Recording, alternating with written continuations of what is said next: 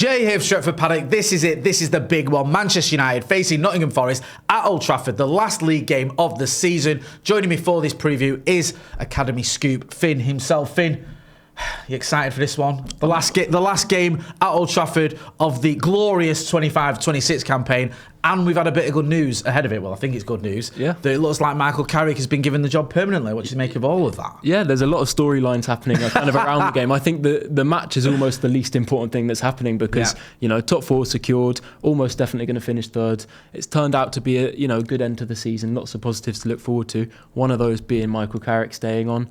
I'm a big fan of the decision. I think all things considered, it's the right way to go. And I think it's the only decision that could have been made now. I think to go with another manager after everything he's done, especially since there's no kind of nailed on elite option, for me, it's the right thing to do. So I'm very, very happy that is put in place now. We can look towards the future, look towards the summer. And it's exciting stuff. It is. I said I think we had Laurie in on Inside United, and I said, in the Manchester City game at Old Trafford, as soon as Brian and Mbeumo scored that goal, I was Carricking. Yeah. I was give him the job. Yeah. Put the contract on the table. Yeah, that's it. Yeah. I'm done. But I know there was some reservations because of what had happened with Ollie. People look and they say it's the same even though it's not. And it's like, do we need someone with a little bit more experience and all the rest of it? But I think if you look at what he's done at Manchester United, in both spells, the first one was obviously very brief, but certainly the second one, getting us into the Champions League, getting us playing much better than we were previously, getting a tune out of certain players who look like they lost their way a little bit, just increasing and improving the atmosphere around the club. And I don't just mean the fans, but I mean it seems like the players have got an extra spring in the step. I think it makes a lot of sense to give Michael Carrick the same opportunities that were afforded to Ruben Amorim. When Ruben Amorim finished 15th and lost a cup final, everyone said, well, give him a pre-season, give him some transfers. I think Michael Carrick deserves that, and I'm feeling pretty confident. I don't know about you, where you sort of stand in terms of whether you think this could be a success, but I don't know, maybe it's just me getting carried away because I do love Michael Carrick, but I think he can make a success of this. I agree. I think get the signings right, support him with the right coaches, support him with the right environment, and I think we can be successful. Yeah, I think the atmosphere on Sunday is going to be absolutely electric because everyone will be buzzing the fact that just a good feeling at the moment. Good feeling. Yeah. We're in the Champions League. Michael Carrick's got a long-term contract. I think it's 2 years with an option for a further one. Yeah, it's proper good vibes. One bad vibe, if you can call it that. A sad vibe. A sad vibe, I think that's the right way to put it, is Casemiro. Casemiro, it's going to be his last game at Old Trafford as a Manchester United player. It's kind of weird, isn't it? Because I think if he'd have left after the FA Cup final a couple of years ago, when he was injured, but there's some rumours that he'd not been picked and wasn't happy, I don't think people would have been that disappointed. People would have gone, okay. But he's arguably been he can't really say our best player because of Bruno, but he's been one of our best players this last 12 months. The way he's carried himself as well has been fantastic. In a role that we are going to miss him in. We are going to miss that type of player. We need to go out and spend probably big in the transfer window to replace him. But yeah, he's going to get a good send-off in here because I think if you look at it in his entirety at Old Trafford, he's been a very good signing. Yeah, I think it's so good to see the way he's been able to finish his United career. Like you said, if he'd left just after that FA Cup final, I don't think many people would have looked back on his time at United with much kind of sentiment, with much, you wouldn't reminisce on that period of his career. But now he's finishing his career, having won a couple of trophies, having, brought United hopefully back to the top of the game, now that they're going to be in the Champions League and hopefully pointed towards the right direction. I think he's going to be remembered incredibly fondly by the fans, and I think it's almost kind of a fairy tale ending for him. And yeah, he's been so important, especially in the second half of the season. I don't think United could have got the results that we have if it weren't for him and the role that he's played in the midfield, nurturing the younger players, especially someone like Kobbie Mainoo playing beside him. He's spoken in a lot of interviews about how much he loves Kobbie and how impressed he is by his game and also the ways that he can kick on. And I think having had someone like that in the dressing room has been so vital. So yeah, I'm going to miss him a lot. I do think it's the right thing, the right time for him to go.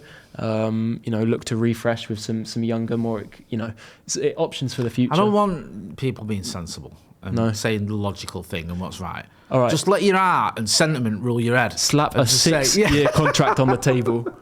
He's not leaving. Yeah. Yeah, give him the would be deal. nice. You just give Mainoo. Yeah. Like long-term deal for Casemiro.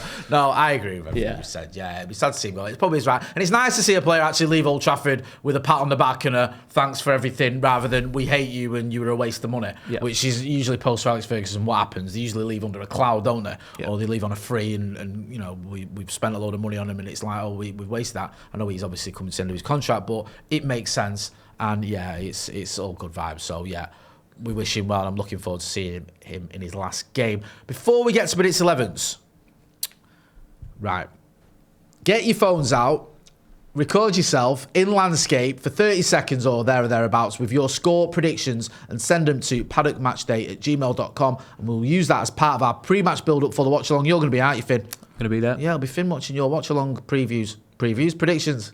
Get them sent in. Right. Let's talk about prediction 11s. Finn, I'll start with you. This is the team you believe Michael Carrick is going to pick for the game against Nottingham Forest. The big change I can see, no Lisandro Martinez. Aiden Heaven comes in. What's your thinking behind there? Why do you think Martinez isn't going to start this game? It's not so much that Martinez doesn't necessarily deserve to. I just think that Heaven has done enough in his recent performances. I felt it was harsh for him not to have started against Sunderland. I think that was, I think he should have started that game. And I think, you know, United looked a little bit like they could have done with him defensively. Obviously, you know, he kept the clean sheet, but I think he adds so much to that defence and also going forward. You know, he adds a lot of value. So I think he's the future of the club for me. Obviously, Martinez still has years left in him, but his injury record is kind of dubious and it's hard to know how long he's going to stay fit for. So I think, you know, the club need to invest in Heaven as an important part of the future. And you know, I think playing him is a way to do that. So for me, he'd be in the starting 11. Also, Martinez is coming back from an injury, and you know, I think he'll need to be kind of eased back in. In terms of the attack, now I know you've not got Sesko in. There was some sort of intrigue, shall we say, as to whether he's fit, whether this injury is going to sort of mean that he can't play, or maybe he starts from the bench. So the likelihood is that he won't start, but we don't know for certain just where his fitness levels are. But you've gone with Mbumo. We probably would have had more youngsters, or at least maybe one youngster starting in this game.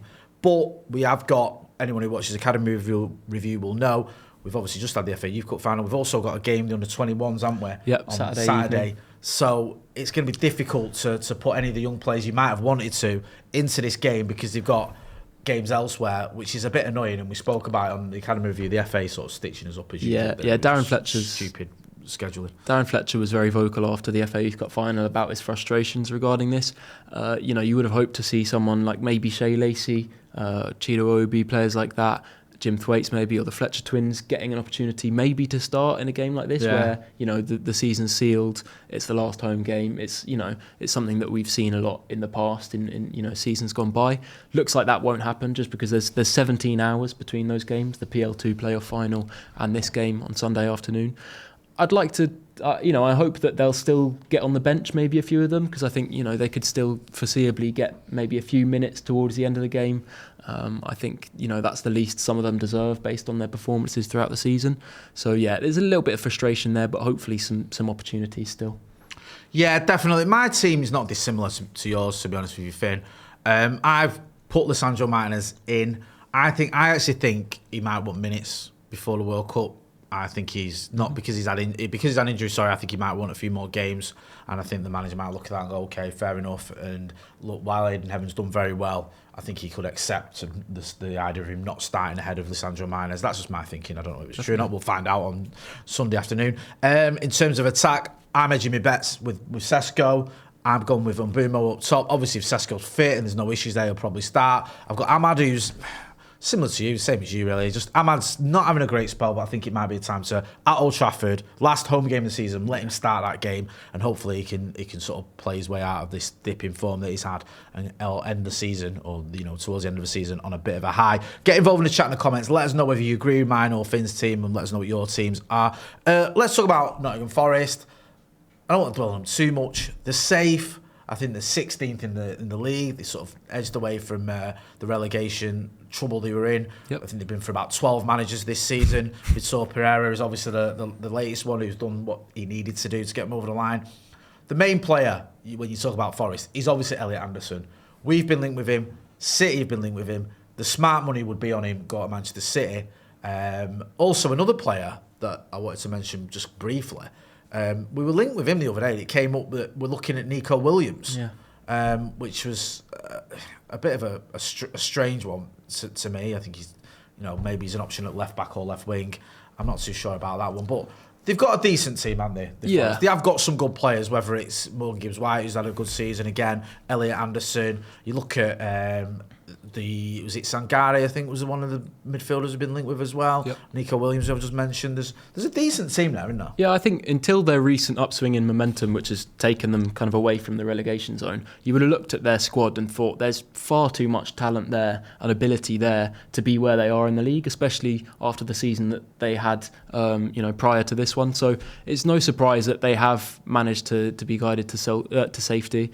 Obviously, Elliot Anderson is that key standout, but there are other players. Gibbs-White, do we know if he's going to be involved? Obviously, well, he had that injury, didn't he? That horrible cut on his face, and there's sort of I don't know what the latest is. We're just trying to see if there's any update from the manager, but either way, he's a good player. He scored at Old Trafford. Was it last season? I think it was, with that goal where Andre Onana just got out of the way of it.